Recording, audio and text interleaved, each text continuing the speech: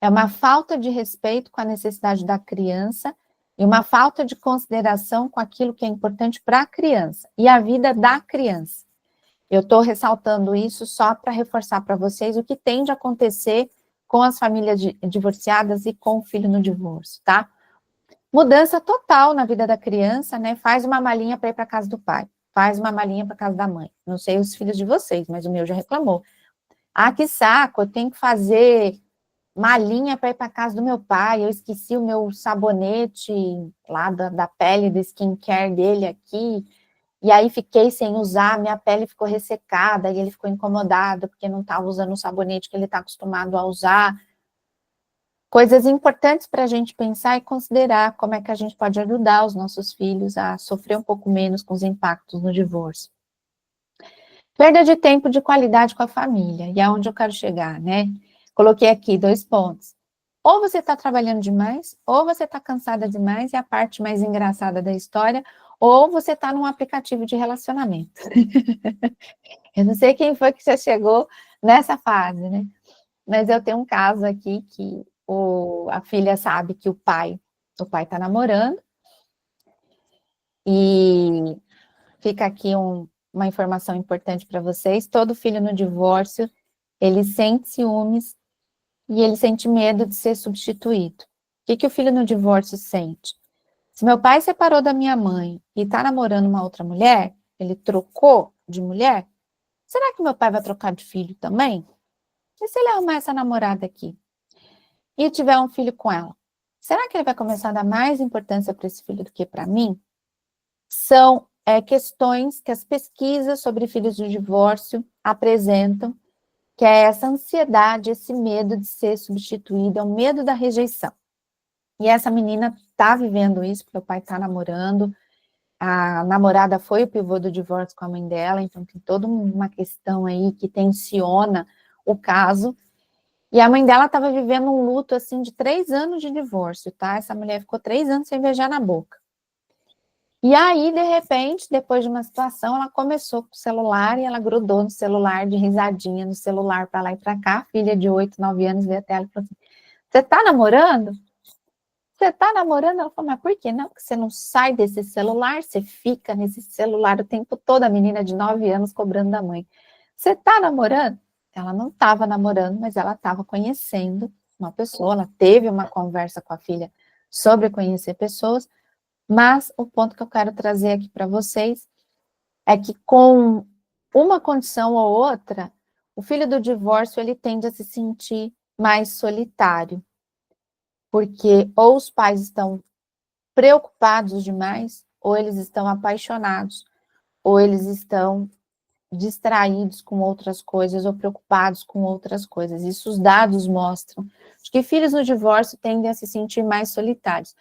Viver menos com pessoas da sua idade, viver menos as questões peculiares da sua própria idade, faz com que o filho no divórcio se preocupe muito mais com o divórcio, com assuntos de adulto, do que com assuntos pertinentes à sua própria idade, à sua própria fase. Isso faz com que os filhos no divórcio possam se sentir e a passar a se comportar como pessoas mais solitárias. Já vou deixar vocês falarem um pouquinho, tá? Consequências emocionais para as crianças, né? Baixa autoestima, sentimento de rejeição, ansiedade, e se a gente não cuidar, depressão. Então, a Unicef apresenta esse dado, coloquei aqui no Instagram para vocês outro dia. A gente já tem a terceira maior causa de mortes no Brasil entre os adolescentes, já é o suicídio. Só que a ansiedade e a depressão, elas não começam na adolescência. Elas começam muito antes, elas começam na infância, isso não é cuidado, e aí a adolescência vem e cobra a fatura do não olhar, do não cuidado, né? E aí a gente tem essa falta de conexão, essa falta de atenção, essa falta de cuidado com a criança, esse sentimento de rejeição, essa baixa autoestima que pode acontecer por uma série de motivos, que eu vou colocar alguns desses motivos aqui para vocês. Para mim, os mais comuns do que eu vejo aqui como comportamentos prejudiciais dos pais. E para quem está assistindo, se vocês pararem de fazer isso que eu coloquei aqui na lista, os filhos de vocês já vão ter aí meio caminho andado se vocês pararem de fazer isso, né? As coisas que eu coloquei aqui, eu coloquei alguns que são os mais recorrentes, os que acontecem mais, né? Fazer o filho de pombo-correio. Vocês sabem o que é isso? Fazer o pombo-correio? É dizer assim, ô filho, avisa seu pai que esse final de semana você não vai para casa dele, não. Esse final de semana você vai ficar aqui comigo, por exemplo. Filho, avisa seu pai que a pensão não caiu, que a pensão está atrasada. E a gente tem várias coisas, né? Inclusive alienação parental, e assim, é pedir para a criança levar um recadinho para o adulto que não é um recado da criança, não é a função da criança fazer isso. Os adultos precisam tratar esse assunto, mas aí a gente tem algumas dificuldades. Por exemplo, Sônia, estou bloqueada. O WhatsApp está bloqueado, muito comum. Não consigo falar com ele. Então, é o meu filho quem tem que levar o recado para o pai. Não, você tem um e-mail. Sônia, estou bloqueada no WhatsApp e no e-mail. Quem tem que levar o recado é meu filho. Pega o WhatsApp da sua ex-sogra, pega o WhatsApp da cunhada, pega o WhatsApp do amigo, pega o WhatsApp de uma outra pessoa e diz assim, preciso que você dê um recado aqui para a pessoa. Ah, tá. Sônia, mas eu não tenho nem a sogra, nem ninguém para poder mandar um recado para ele. Manda um telegrama, manda entregar lá na casa dele, um telegrama. Diz, preciso conversar com você sobre as férias do nosso filho. Manda uma carta para ele, registrada, manda assinar. Mas a criança não tem que pagar essa fatura, não tem que pagar essa conta. Isso gera uma tensão muito grande, coloca a criança no meio de um fogo cruzado, gera tensão, gera ansiedade, e ansiedade é pivô para depressão. Tudo aquilo que gera ansiedade pode gerar depressão, se não cuidado. Sônia, mas eu não estou fazendo meu filho de pombo-correio. Aí presta atenção, ó a cilada. A filha chegou em casa, depois de um final de semana na casa do pai, uns 10 anos mais ou menos, a menina virou para a mãe e falou assim, ô mãe, sabe o que meu pai falou? Que aquela casa, e aquela casa é a casa da família, onde a família sempre morou. Só que agora não está morando ninguém. Ela mudou de lá, o pai mudou de lá, e aí eles estão vendo o que vão fazer com a casa. Mas a menina falou assim para a mãe, mãe, o papai falou que aquela casa, ela vai precisar ser vendida para pagar a minha faculdade. A menina tem 10 anos, tá? 10 anos. Para pagar a minha faculdade. Porque vocês decidiram se separar, então vocês ficaram mais pobres, então vocês vão ter que vender a casa para pagar a minha faculdade. A mãe ficou enlouquecida com a situação e começou a fazer uma série de explicações descompensadas para a filha. Imagina, aquela casa lá é minha, seu pai tá maluco, tá achando que vai fazer só o que ele quer, de onde ele tá tirando essa ideia de faculdade? Fala pro seu pai que você tá muito... fala pro seu pai. A menina que abriu a boca, que trouxe um recado do pai do Pombo Correio, ela acabou sendo ali o escudo de uma série de questões que a mãe tinha ali de raiva do pai, com a questão da casa, que não é assunto da criança. Só que essa mãe não quer fazer a filha de pombo-correio, mas ela mordeu uma isca. Ela pegou uma isca. Vocês estão entendendo o que eu estou falando? Ela, sem querer, sem ter consciência do que ela estava fazendo, ela retruca, ela responde o recado que o pai mandou. Então, Sônia, quando o pai manda um recado, o que a gente faz? A gente diz para a criança, isso não é assunto de criança. Deixa que a mamãe vai resolver isso com o papai depois. Você não tem que se preocupar com isso.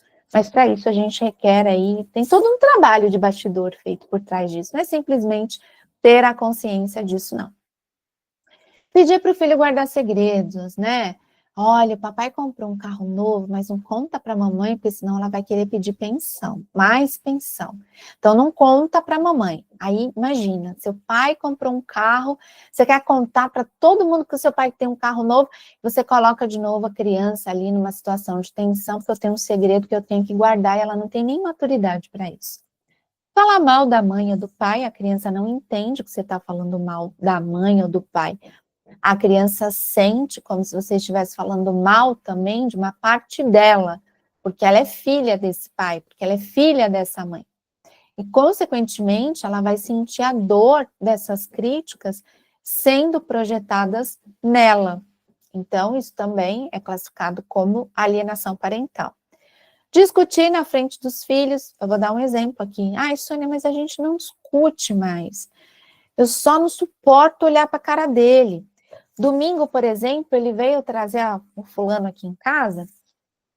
Eu desci para buscar, eu peguei, abri a porta do carro, peguei a mochila do meu filho e saí. Nossa, que bom, né? Que belezinha. Porque quando a gente desce para pegar uma entrega do iFood, o que vocês fazem? Vocês dizem boa noite para o moço do iFood? Você diz assim, boa noite, tudo bem? Tá aqui o código do iFood. Boa noite, meu filho. Você tá bem? Vamos subir. Dá tchau pro papai. Bom fim de semana pro papai. E subo. Não. Eu desço truculenta, eu pego a criança de qualquer jeito, como se fosse um pacote, sei lá do quê. Eu não cumprimento esse pai, e aí eu faço a pergunta: que tipo de exemplo você está dando para o teu filho? Com relação à educação, com relação a respeito? Como essa criança chega em casa? Vocês já pararam para pensar que toda vez que o meu pai vai deixar na casa da minha mãe, que eu tenho que passar por isso pode gerar uma ansiedade, um gatilho de ansiedade na criança? Que isso pode gerar nela um mal-estar? Festa de escola, né? Ah, meu pai não olha na cara da minha mãe, a minha mãe não olha na cara do meu pai. Vocês já se colocaram no lugar de seus filhos para se perguntar como é que seu filho pode se sentir diante de uma situação dessa? Então, pode não ser uma discussão declarada, mas existem várias discussões e vários conflitos velados, sentidos pela criança. Compartilhar assuntos de adulto com os filhos. Não temos dinheiro para pagar a conta de luz, porque o seu pai não pagou a pensão. Bom, se a gente não tem dinheiro para pagar a conta de luz, isso é problema de quem? É dos adultos, não é da criança. Então, colocar a criança para começar a se preocupar com assuntos que são assuntos da casa, e não são assuntos da criança. Ah, Sônia, mas eu não tenho com quem compartilhar, porque antes eu tinha o pai dele, agora eu compartilho com ele. Tá errado, ele continua sendo criança. Tem uma querida aqui da Jornada da Mãe Solo, a Jennifer já é da Jornada, a Juliana já é da Jornada, não sei se tem mais alguém aqui que eu perdi os nomes, depois do divórcio, ela virou pro filho dela e disse assim, agora você é o homem da casa. Aí aqui na Jornada a gente trabalhou isso, eu falei assim, não faça isso com seu filho. Não coloque nele uma responsabilidade de adulto. Ele precisa continuar sendo filho. Ele continua sendo a criança. Ele não tem nada de ser o homem da casa. Olha o peso que você está colocando nas costas do seu filho. E se a gente não tem consciência disso, a gente começa a delegar responsabilidades e funções para essa criança, tanto para a menina quanto para o menino, que também é muito comum, né?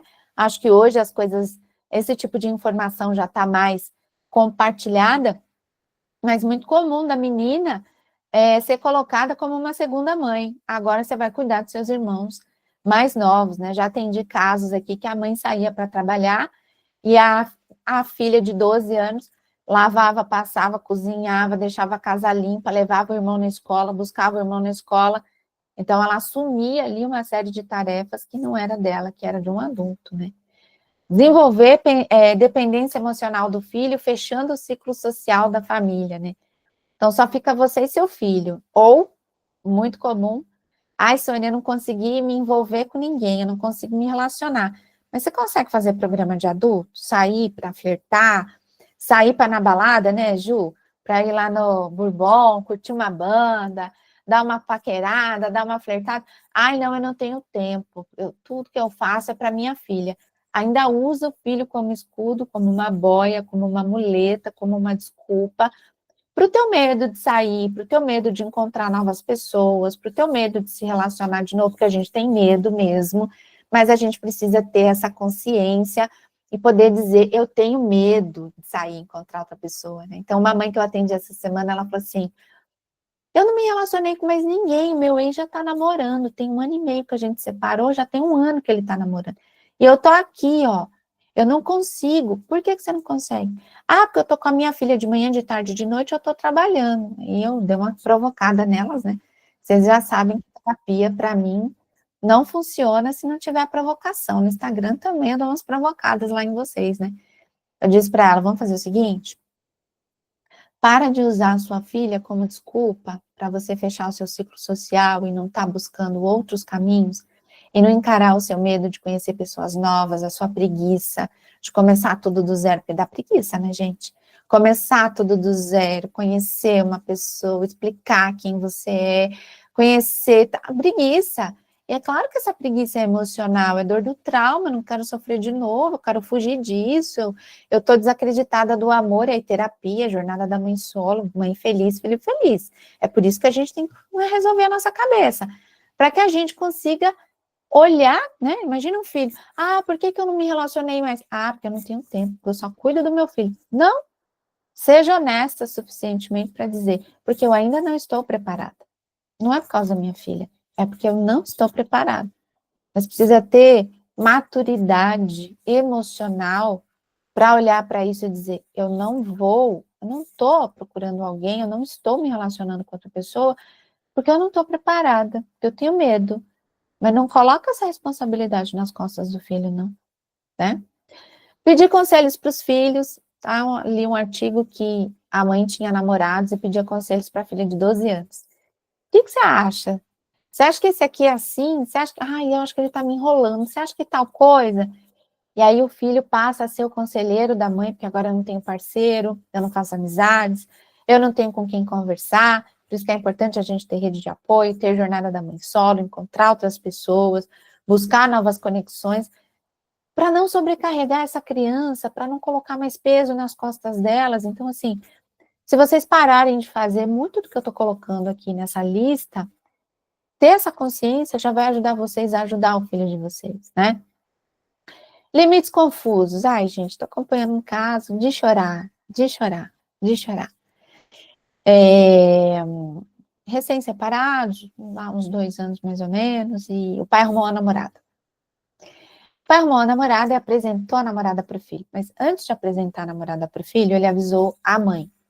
Eu tô namorando, quero que você saiba, eles têm uma relação legal.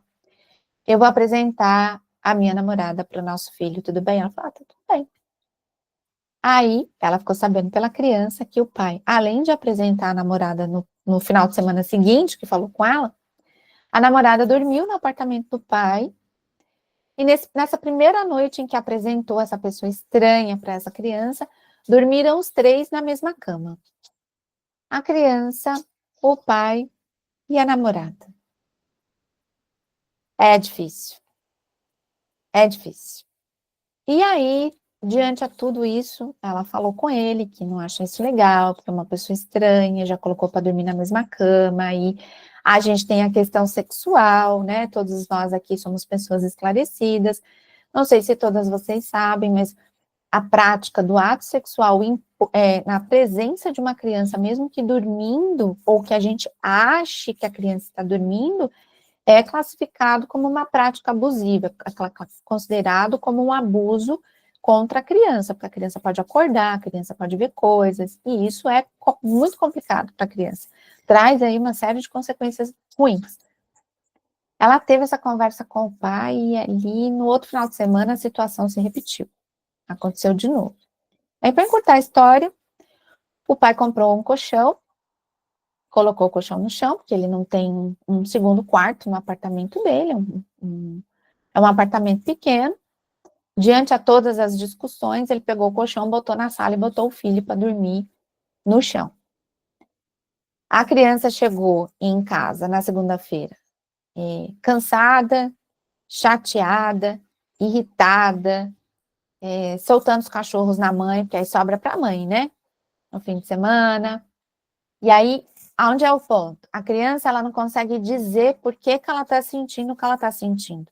Ela não consegue dizer, por isso que a gente precisa estudar para ser mãe no divórcio. E ele está com ciúmes.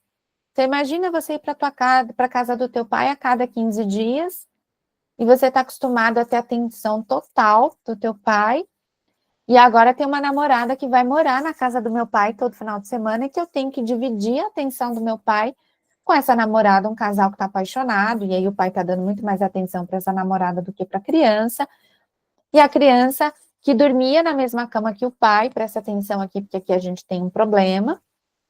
Do nada, tira a criança da cama e põe a criança para dormir no colchão na sala. Você vai para lá e eu venho para cá. Criança, rejeição, ciúmes, uma série de questões aí que são levantadas na cabecinha da criança. Ele se irrita com uma conversa com a mãe e começa a chorar. E a mãe sabe ali, né, tá acontecendo e ela tem vontade de chorar também. E sempre vem pensamentos do tipo, que droga, se eu soubesse, eu teria aguentado um pouco mais, eu não teria me separado, será que a gente podia ter ido por um outro caminho? Eu não tinha a mínima ideia de que meu filho, de repente, fosse passar por isso, eu tenho certeza que todas nós já pensamos nisso em algum momento, do tipo, que droga, como é que eu vou fazer com isso, né? E o que eu tenho para dizer para vocês é que existem caminhos. Eu digo que a gente não tem o pai que a gente merece, mas o pai que a gente precisa para a nossa evolução espiritual, para a nossa evolução psicológica, para a nossa construção cognitiva, para a gente aprender coisas sobre a vida. E entendendo que esse filho está com ciúme, eu vou pegar esse exemplo pontualmente, e eu já escutei mães que recebem crianças com raiva quando chegam da casa do pai e começam a encher a criança de perguntas. O que seu pai te fez? Ah, o teu pai fez isso, o teu pai tá lá com a namorada, o teu pai não te deu bola, ou por que você tá com raiva de mim? Eu não fiz nada para você. E aí a criança fica com mais raiva ainda, né? Então, se você entende o que está acontecendo na cabeça da criança, consegue oferecer a ela acolhimento, para que essa criança sinta em você esse porto seguro, você está ajudando a criança a passar por esse momento desafiador na vida dela. Então, eu preciso ser a adulta funcional dessa história, eu preciso ser o porto seguro do meu filho, eu preciso entender o que está acontecendo na cabecinha do meu filho para conseguir ajudá-lo, né? Super proteger os filhos por medo de não ser amadas por ele, né? Porque a gente tem medo de não ser amada pelos filhos, temos sim. Será que ele gosta mais do pai do que de mim? Será que ela está gostando mais do pai do que de mim? Então, se a criança pode lavar uma louça, não lava, você que vai lavar para ela. A criança pode esquentar a própria comida? Não esquenta. Você vai esquentar para ela. Estou falando disso porque o meu tem 16, tá, gente? Então, o meu já é um homem, o meu tem 1,84. A gente está em terapia para trabalhar o bem-vindo casal. Todo lugar que a gente chega é bem-vindo casal, né? Então, a gente está várias vezes, Joyce. A primeira vez que aconteceu, a gente estava na praia, bem-vindo casal. Eu parei e falei assim, moço, eu tenho 45, agora eu tenho 46. Eu tenho 45 anos, esse moço tem 15, é meu filho. Aí ele, ai, desculpa, ficou todo constrangido. Agora a gente não corrige mais ninguém. Bem-vindo casal. Aí eu olho para a cara do Vini e ele fala assim, já acostumei, deixa para lá.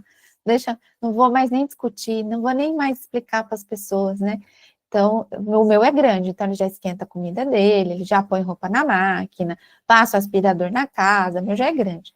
Mas às vezes a criança já tem condição de fazer tudo isso e a gente acaba fazendo pela criança por medo de não ser amada. E a gente precisa conversar com esse medo de não ser amada, porque a gente acaba não colocando limites na criança por conta dessa, a gente se torna refém desse filho. Se ele, eu já me separei. Casamento já vem com aquele carimbo de fracasso social. Se meu filho não me amar, como vai ser isso?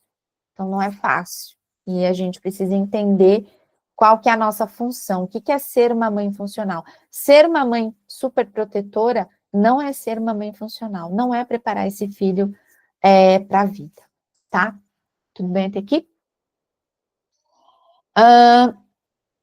Trouxe aqui um exercício para a gente fazer juntas. Eu coloquei esse desenho lá no feed no Instagram. Não sei se vocês chegaram a ver, né? Esse é um desenho que me toca, é um desenho de uma filha no divórcio. Ela tem aí uns 6 anos de idade. Eu gostaria que vocês olhassem para esse desenho, colocassem aqui para mim nos comentários o que vocês estão vendo nesse desenho, né? Então, eu vou explicar alguns pontos aqui para vocês. Aqui na minha direita é a menina, é a filha, é a criança. Aí, aqui no meio, é um homem. que é o pai dela. E aqui nesse canto, no meu canto direito, é a mãe. E aí, por que que eu tô compartilhando esse desenho aqui com vocês, né? Eu não atendo criança, tem muita gente que pergunta, você atende? Não, eu não atendo criança. Sônia, por que que você não atende criança? E eu posso falar, né? Vocês não vão me cancelar, não, né? Se eu falar todas as verdades, pode ser que vocês me cancelem. Não me cancelem, Denise. Não vai me cancelar, hein? A criança, ela se comunica de diferentes formas, né? Através do desenho, através das brincadeiras, através de uma música, através do comportamento dela. Mas eu não acredito que a criança, isso mesmo, Jenny, que é a criança que precisa de terapia.